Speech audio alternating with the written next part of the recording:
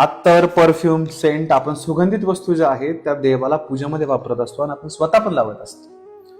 असे कुठले विशिष्ट ठिकाण आहे की जिथं परफ्यूम अत्तर लावायचं नाही, ज्याने निगेटिव्हिटी आपल्या सोबत येते.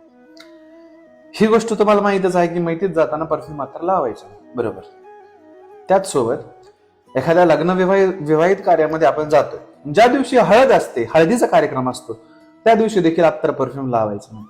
एखाद्या देवस्थानाच्या ठिकाणी उग्र शक्ती जागृत आहे आणि तिथे यात्रा भरते, त्या यात्रेच्या ठिकाणी जिथे उग्र शक्त्यांचा उगम असतो त्या ठिकाणी देखील परफ्यूम लावून जायचं नाही. बर, एखाद्या व्यक्तीने परफ्यूम जर आपल्याला मनापासून गिफ्ट दिलेला असेल तर तो लावायचा का नाही लावायचा. बघा मित्रांनो, काही ज्या वस्तू आहेत त्या भेट दिल्याने त्यांची आपल्यामधला जो चंद्रतेज असतो, जो चेहऱ्यावरचा चंद्रतेज असतो तो कमी होत असतो.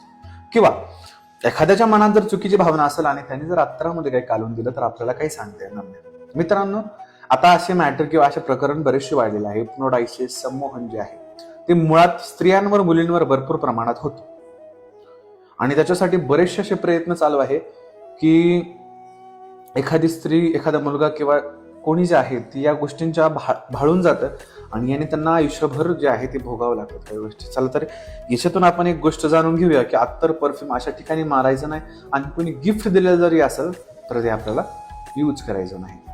ओम काय